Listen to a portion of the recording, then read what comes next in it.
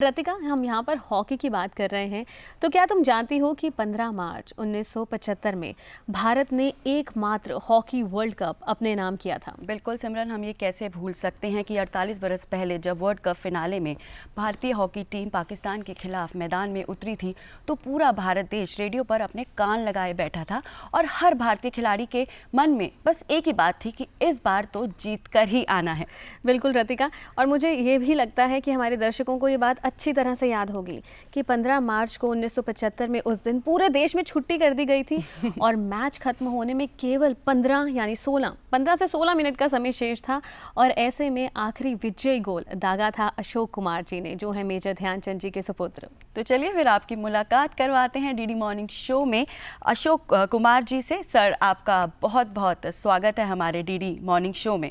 जी, तो आज राष्ट्रीय खेल दिवस है और हम जानना चाहते हैं कि इस पर आप क्या कहना चाहेंगे। 29 अगस्त का दिन जो राष्ट्रीय खेल दिवस के रूप में प्रचलित है जी, और इसको मेजर ध्यानचंद जी के बर्थडे के ऊपर, उनके जन्म दिवस के ऊपर सारा देश सोल्लास के साथ सेलिब्रेट करता है।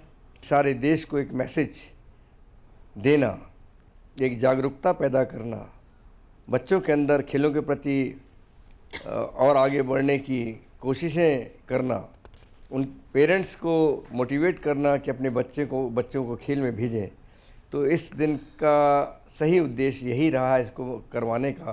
तो मैं समझता हूँ किसी खिलाड़ी के लिए, और ख़ास तौर से भारत के उस महान खिलाड़ी जो मेरे पिता रहे हैं, जिनकी छत्रछाया में हॉकी ने एक नया रूप, एक नया अंदाज इस देश को दिया।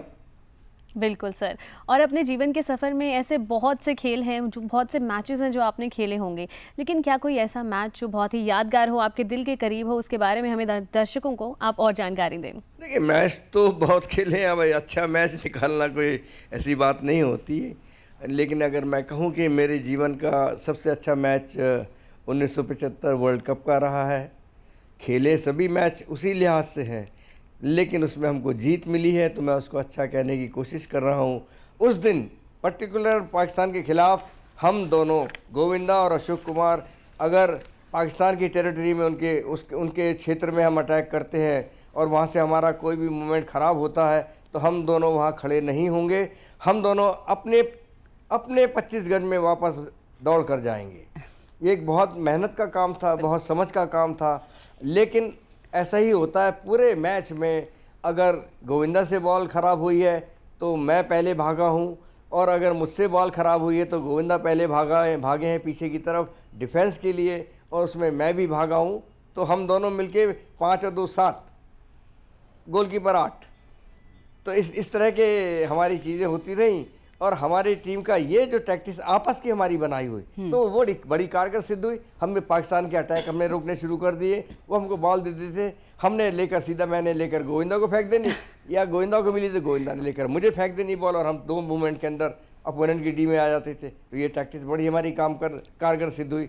15 मिनट के अंदर एक गोल पाकिस्तान की टीम के जाहिद जो हैं वो लेफ्ट हैंड से खेलते थे, उन्होंने बड़ा खूबसूरत गोल एक भारत के ऊपर लेफ्ट हैंड साइड से भारत की टीम में कर दिया। हमारे कैप्टन अजीत पाल सिंह दुनिया के बेहतरीन सेंटर हाफ में से एक, वो अपनी बात रखते हैं। हमारी टीम फिर अटैक पर आ जाती है और 15-16 मिनट में एक बॉल का मूवमेंट बनता है। राइट साइड से मैं फिलिप्स को बॉल देता हूँ, फिलिप्स आगे जाकर उनके डिफेंडर से रॉन्ग टैकलिंग करते हैं तो उनको पेनल्टी कॉर्नर एम्पायर विजय नाथन वो अवार्ड करते हैं, हमारी टीम को मिलता है पेनल्टी कॉर्नर जब मिलता है तो सुरजीत सिंह उसको हिट मारते हैं, लेकिन वो बॉल डिफ्लेक्ट होके लॉन्ग कॉर्नर, पहले लॉन्ग कॉर्नर की तरफ होता था, वो मिल जाती है। लॉन्ग कॉर्नर से हरचरण सिंह एक लंबी हिट डी में मारते हैं, वो लंबी हिट मारते हैं टॉप सर्कल के ऊपर, जिसको अजीत पाल रोक कर मुझे देते हैं। मैं उनके बिल्कुल साइड में खड़ा होता हूँ, वो 2 गज की साइड पे मैं होता हूँ, बॉल लेफ़्ट से मुझे वापस रिटर्न कर देते हैं।